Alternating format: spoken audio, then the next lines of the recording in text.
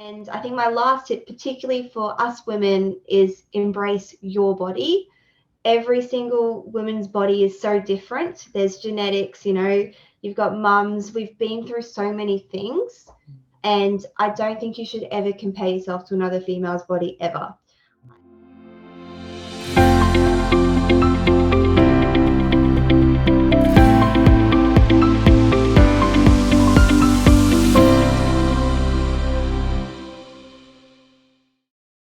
So welcome to my YouTube channel. I'm Sarah Louise from Sarah Louise Live, and I am extremely excited today to have a guest with you to share about something that for me isn't just a little extra in my life, that is a massive part of my life, and that's around exercise and fitness and my I call it my well-being and, part of my daily routine.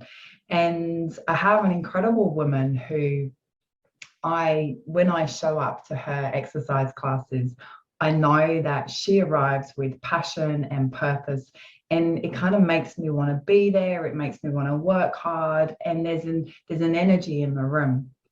And as we know, I'm all about energy. When I watch her work, I know that she's there, for so many reasons. Most definitely, they're helping us all to kind of get the best out of our workout, but also to help us to feel better and feel great. And for me, as I said, exercise isn't just about, it's not just about just showing up to have a great body, but exercise is about my well-being, my total well-being. And if I feel like I feel strong in my body, I feel stronger in my mind, in my emotions, and I feel better in myself. And as we know, the work that I'm here to do is all about helping people to feel the best that they can feel. And I believe that everybody should incorporate some form of exercise into their life, and there's so many different aspects of that. And I think that especially the time that we're living in right now, where stress, anxiety, the pressure of life can be so intense, this is something that we can all do to whatever ability level that works for us. That makes a huge difference for everyone. So I'm really excited to hear more from this incredible lady around her story, why, she shows up with such passion about what she's doing, and get some good tips from her for our viewers. And just have a cool conversation around something that I say I'm super passionate about. So I welcome Jamie Harper. She is an incredible, as I said, fitness instructor, and I'm sure she's gonna share some stuff that's gonna probably really touch a lot of us. So welcome, Jamie. Thank you, Sarah. I'm really happy to be here, and I loved everything you just said. I wholeheartedly agree with it. I actually got goosebumps for some of the things you said, because it really means a lot to me. And that's why when you asked me to be here, it was a no-brainer. It's something I could speak about all day. And yeah, I'm hoping that my story and my tips will help some people. Excellent. Fantastic. So just tell us a little bit about you. Tell us a little bit about your journey, and, as I say, why you show up with that energy that you do. Yeah, I'd love to. So my journey, basically in terms of health and fitness, I think when I think of health and fitness, we all have a health and fitness journey because we all have a body. So for everyone, yes, that starts from the moment to me that you start walking and you start being active in life. But I guess my real sort of passion and love and dedication to fitness and exercise, it started in my early 20s. And I will backtrack a little bit. As a child, I was always very active. I grew up doing gymnastics, and then dancing and long distance running, and I loved it. It was the best part of my day. Sort of, I'd finish school and I'd be so excited for that 3 o'clock bell so I could get out, get in the car, go to gymnastics. And I've always loved being active, so I will tell you that much there. However, sort of as life progressed and you go through high school, you start to grow up, you start to become a woman, your body changes, your priorities change. My passion did start to fade a little bit. And actually sort of when I was about 19 doing dancing, I did injure myself quite badly. I did this big split jump and I hyperextended and I tore my adductor of my tendon. And I will never forget that moment. It was the most painful thing of my life. And I thought that everything was just sort of crashing and burning. And I thought, oh my gosh, I'm never going to do dancing again.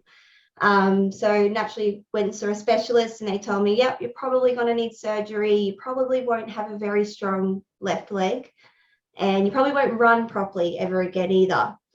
So we tried to stay away from surgery and we did, thankfully. So fast forward to sort of 6 months, I had recovered enough to be somewhat active again, but dancing just wasn't an option. I didn't have the flexibility. It wasn't working. And I got really frustrated, if I'm honest, because I couldn't do the things I used to be able to do.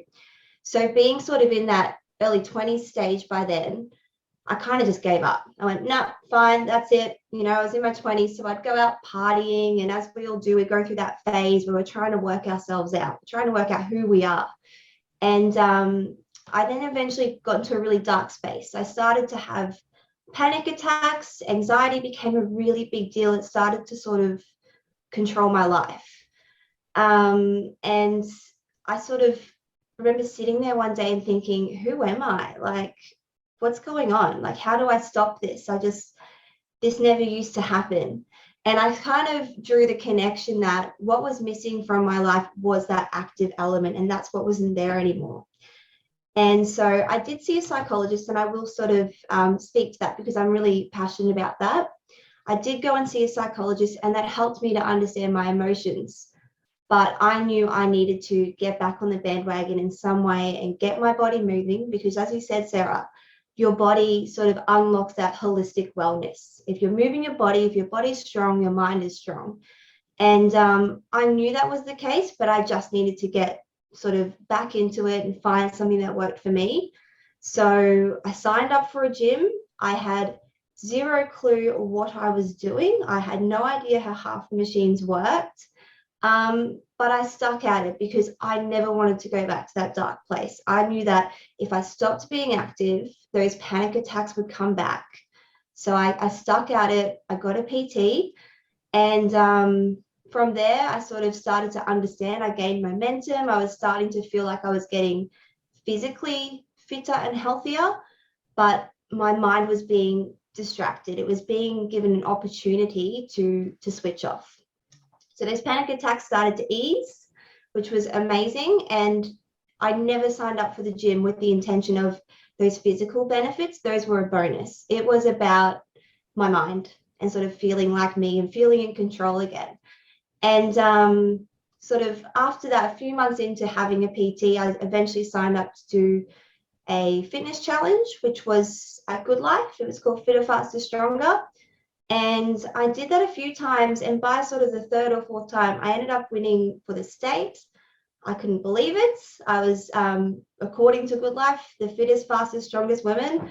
And that was a really powerful moment for me because I realized how far I had come. I walked into that gym. I had zero clue what I was doing. And I sort of had gone so far. And from there, I moved into bodybuilding competitions. And I realized that when I was in the gym, when I was doing my workouts, working towards my health and fitness goals, nothing else in the world mattered. That was the one time I was switched off. I was in my zone, doing my thing for my body.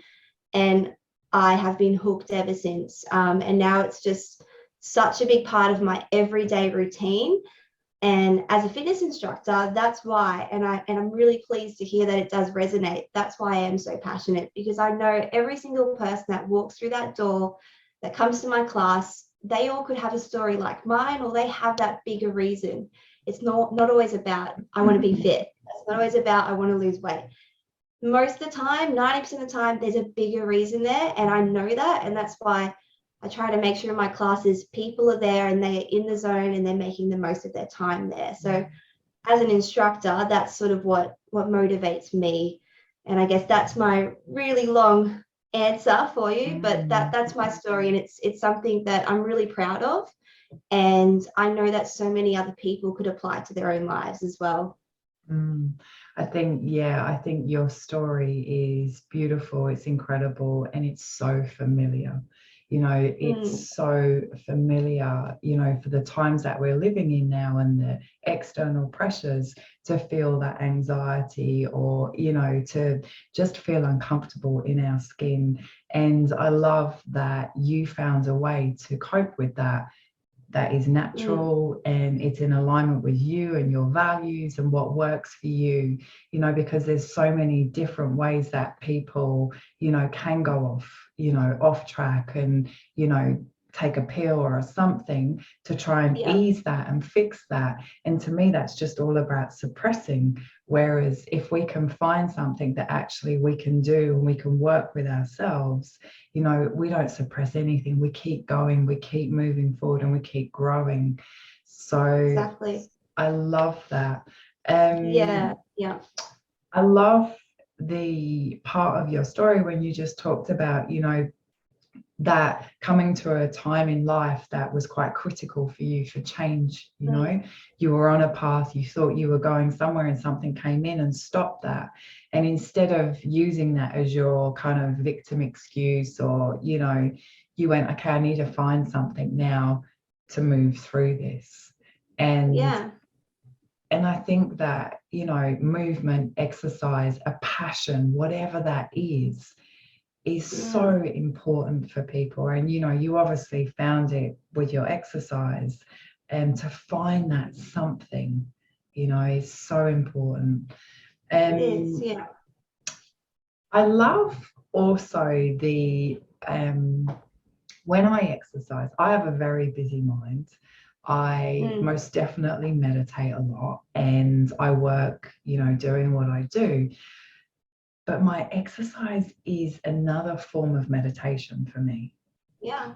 And it's a time where I can just stop this, And I talk a lot in my work about, this pre-programmed computer that will just run unconsciously unless we consciously kind of stop it. Unless we consciously go, okay, now I'm here, this is it. And the gyms are really, or exercises are really good kind of way, I feel, to stop that. Do you find that same? Oh, 100%. That's what I mean when I talk about that zone that you get into, where you suddenly find yourself not thinking about anything else and all of that stuff that doesn't matter. And we've all always got something on our mind, whether it's sort of a bill to pay or it's maybe something coming up that we're anxious about.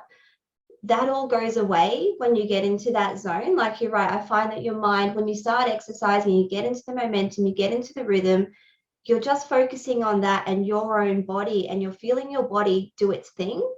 And I think so often people take for granted that we have a body, and it really saddens me when I hear about people going, oh, I don't like exercise, I don't like getting sweaty and all this stuff. I think they need to find something that works for them, and they need to sort of understand that's your body. You get one life, one body. When you use your body, it is such an amazing feeling. And it's when you find that form of movement, form of exercise that allows you to find that zone. So for me, that's sort of high intensity workouts with weights. And I know that's not for everybody. It might be doing yoga, it might be doing Pilates or going for a bike ride. But whatever it is that helps you get that zone, I don't think anything else can really compare to it when you find it. Like, not even sleeping, your mind doesn't switch off as much. Sleep's important, but it's a different kind of adrenaline, and that's that endorphins afterwards. Like, you have so many people when they finish a workout, and even when they finish in my classes, I often have people go to me, thank you, Jamie, I needed that. Like, I just feel like I've reset. And that, when I hear that, it reminds me why I do what I do. So that's what it's all about. I think you've that just really resonated with me, and that's finding that thing that works for you, and it changes all the time. We may go through a time in life where we have to kind of be a bit more subtle, and it's Pilates or yoga, or or that, whatever suits us. And I also I say when people say to me, oh, I went to the gym, I didn't really like it, I say, well, try a class or try this, or find what works for you.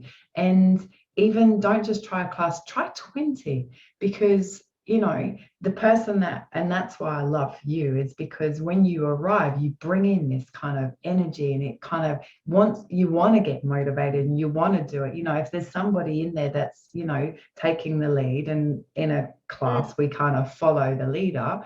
If they're not, there and pumped and got that energy and enthusiasm, I find it quite hard as a participant to do that. So, and I know that in my kind of work and in kind of everything. So I really think, you have to find your people, you have to find the exercise, and then if it ticks your box, make that commitment, because you love yourself enough and you value your wellness enough to show up.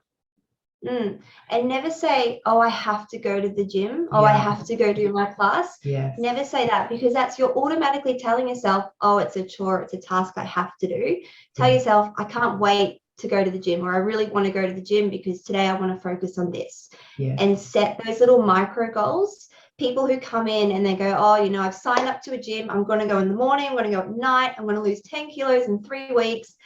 And I look at them and I always say, slow down, just break it down. Don't overcommit at the start. Do something that's realistic, that you can stick at and can fit with your life as well. And set some micro goals. In the first 3 weeks, I want to learn how to do a squat properly.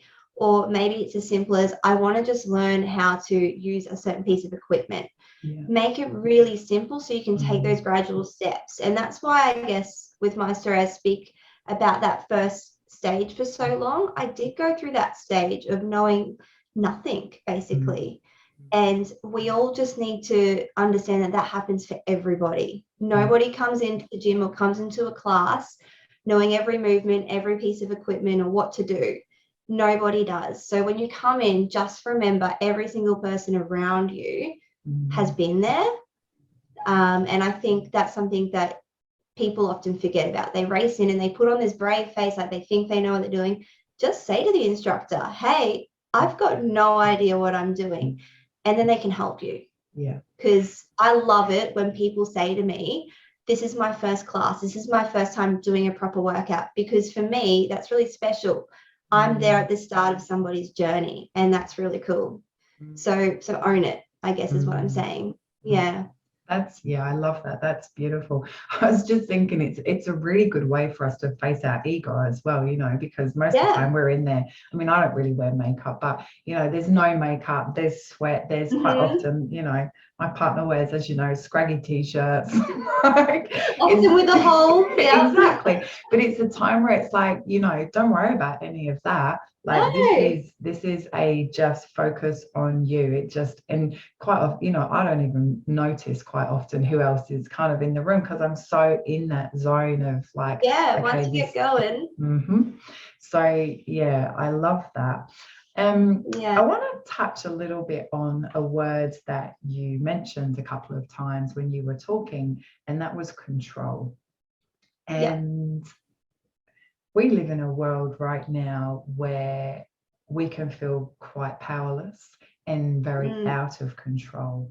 And I love to help people to start to take control of their minds and their emotions and their body, because we actually do control them. As much as we are totally influenced from the external world, we actually do control our emotions and our mind and our body when we become conscious. And I think that exercise is a really incredible way for us to, actually take control of our body in a really conscious way. Yeah, definitely. And like you said, there's so much going on in the world right now, especially the last 2 years. I think we've all definitely had those moments of, I have zero control, or we've had to miss out on something because of COVID and lockdowns and all of these changes, and it's totally beyond our control. But the one thing you always have control over is, your own body. You're right. And something that, as you were speaking, it reminded me of was I've got sort of two friends who run their own businesses, and they work with people with special needs. And one of them's a PT, and he just PTs kids and adults as well with special needs or disability. And something that he does sort of every 6 months is a powerlifting comp for these people. And that was never around before. And I often go to that and I help out. And I have a young girl called Emily, and she's got Down syndrome. And I work with her during the day. And let me tell you, I leave that competition after being by her side, seeing somebody who's battled so many things and has limited control of her body. I leave that feeling so empowered and motivated and appreciative for my body. There are people out there who are born with a disability, or they're unwell and they can't just get up and move, who would give so much to be able to just go for a walk, or to be able to go to a class and give it a try. So I think we also need to remember that, you know, we've got control of our body, but not everybody has as much control as you do. So you've got to appreciate it, and seeing, I guess, the level of motivation on their faces when they do these powerlifting comps. It is the most sort of fulfilling thing ever, because you can just see it means so much to them. And the fact that they've been given a space where they do feel like they have that control back, like, it's just so powerful. So that's something that really just, that's a moment in life that sort of really reminds you, I guess, of what matters, and to really appreciate the basic things. And where you can take control, because it's a gift. I need to put a little note in there, because my son has a care business and he's a PT, and that is his passion. So I'm just putting a little note there. We need to talk after after our talk on this, because I completely agree. And as you say, just really valuing your body. You know, it's a total gift, and this actual life is a gift, as much as we find it really challenging and painful, and it's an incredible gift. This body's a gift, and we need to look after it. Yeah, and that's another reason, I guess, COVID was so hard for the fitness industry. And for people like myself, we're used to getting out and going to the gym, and we couldn't do that anymore. So we had to change our routine. We couldn't use our body, and we started to change lifestyle where we were behind a screen all the time. Like, even a lot of work became virtual. So that's kind of got taken away a little bit from us. And I suppose for a lot of people, when we reopened Totalfusion after the first big lockdown, I just remember how happy we all were. Like, we're like, oh my God, we are back. You know, we can do what we love again. And yes, you can move wherever, whenever, and it's a very sort of dynamic thing. It's not the same when you lose that community and you lose that control over what you love. And I think we've definitely all probably learned to appreciate that kind of stuff in the last 2 years. I completely agree. You know, it was most definitely, and I think where we are in Australia, we've been very lucky, but you know, there's one of my sons is in the UK, and they were pretty much locked down for a year, and he's a sports person, and it was hard, you know, and it has changed. And then stepping back out afterwards, I think a lot of people have been quite wary of, you know, illness and immunity and all of that. And I'm like, guys, we can't live in fear. Go back out there, you know, move your body, get back in that center, gym, yoga space, whatever it is, and just start connecting back in. Like, it's okay, you know, we cannot live in that suppression. Humans need community, connection. We're meant to move. We are meant to be moving. So I completely agree. And I just think that, you know, just the importance for me to share with people like you do of exercise isn't a chore. It's something that we need to incorporate into a way of life, because the benefits outweigh any kind of, you know, I'm tired, I can't be bothered, or it doesn't work for me. You know, if you just make that commitment and that effort, the rewards are more than people know. It's kind of, for me, it's the same as meditation. You know, people say, oh, I can't meditate. Oh, you know, it doesn't really work for me. And I'm like, just find what works for you. It might be when you're washing up, and you have that quiet moment. There you go. It might be kind of in the gym. It might be going for there's so many. There's not just, oh, it's this. If you don't like it, that's it. Explore, experiment, find what works for you, your body, and let it be the best that it can be, whatever that looks like or feels like for you. Yeah. And I think as well, a lot of people, they're nervous to go and try it by themselves. So find a friend to come with you. Trying a lot of different places. There's so many different ways to move. And something that a lot of people say to me is, they're scared to go by themselves, or, it's quite intimidating. If you don't have a friend to take with you, some of the best friends I've ever met is in the gym or at a fitness facility. And I can count on one hand the times that I've ever met somebody kind of rude in the gym, and I've been in the gym thousands of times, but I have lost count of the amount of times I have met amazing people such as yourself. My husband was once my PT, believe it or not. So I can vouch for the fact that people in the gym, I know there is that kind of, generalization, especially in commercial gyms, that people can be rude. That's not the case. So, Jamie, I just love listening to your kind of wealth of information and passion about exercise.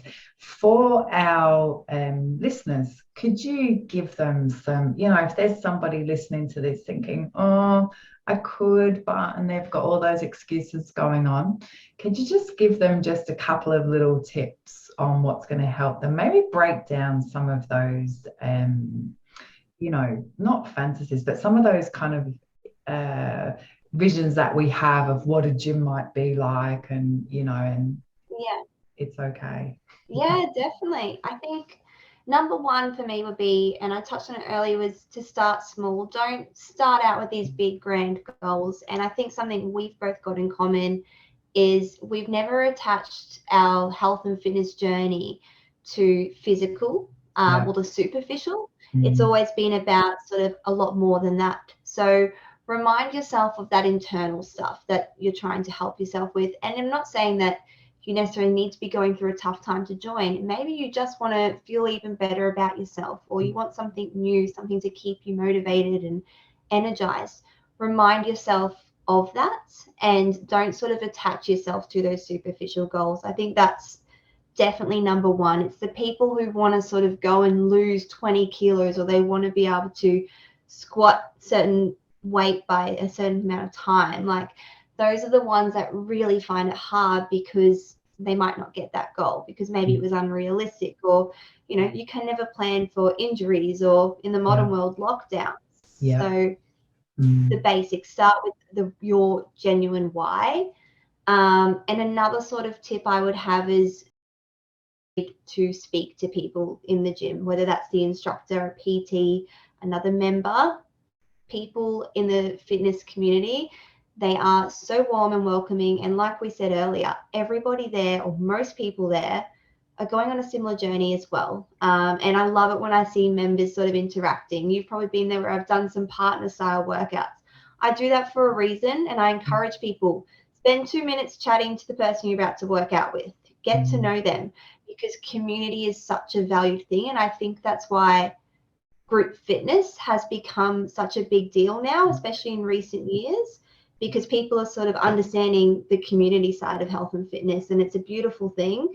So put yourself out there, say hello to somebody. If someone's working really hard, or you can tell that, they've done something outside their comfort zone, compliment them.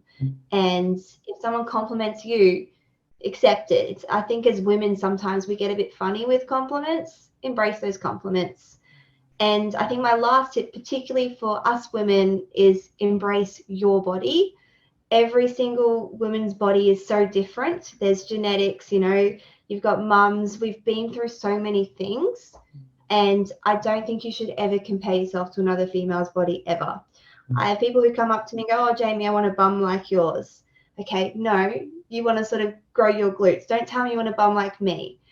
Sort of focus on you, and stop comparing yourself to other women, because I can tell you right now, on one day, especially when I was doing bodybuilding, I could have 3 people tell me, you're too muscly, Jamie. And people unfortunately do say this stuff to women. And at the same time, I could have 5 people on that same day say, oh my God, I want to look like you.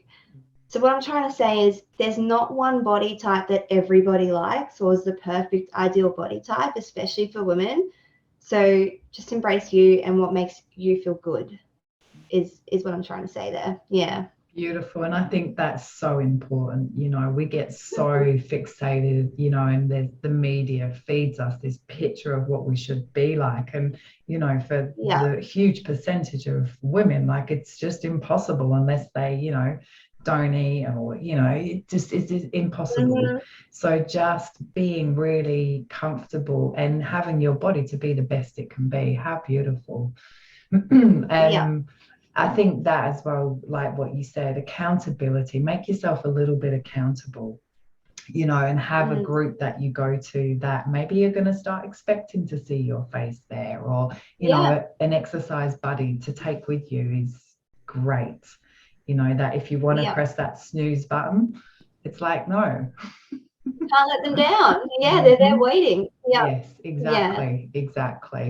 So I could talk to you forever about exercise and how it makes us feel, and I'm sure that we're going to have some more chats. I'd love us to kind of maybe have another chat one day around the type of exercise and our maybe perception of, you know, it has to be all cardio to be fit, and just, you know, shifting that whole belief system. You know, I know that you pick up weights, and, you know, my old program is don't pick up weights because you'll get really muscular. And one of my really beautiful friends, she's like, Sarah, even if you picked up, you know, every day, you're never going to do that. You know, it's just like you'd have to really put some effort in, and your 45 minutes in the morning isn't going to do that. So, you know, just breaking down and just kind of helping, you know, women with different types of exercise, and, you know, would be fantastic. I'd love to talk to you more about that. Yeah, definitely. Excellent. Well, thank you so much. I'm going to put a little link to your Instagram. So if people want to connect with you, chat with you, find out where you are, because as I say, you bring the most incredible energy to a workout, and you make us want to show up, work hard. You know, it's like, oh, Jamie's on, great, we'll go there. You know, which is incredible. So I'm extremely grateful for that. And yeah, I can see where it comes from in you now, which is beautiful. So thank you very much. Thanks to all our listeners for tuning in. I'm sure you've got a lot from this conversation. If you have any questions or anything, we'll put out where you can send some messages in. I'll put a link to Jamie, and get moving, get exercising, not just for, you know, but for a deep internal happiness, wellness, well-being, feel-good factor. So thank you. Thanks for having me, Sarah.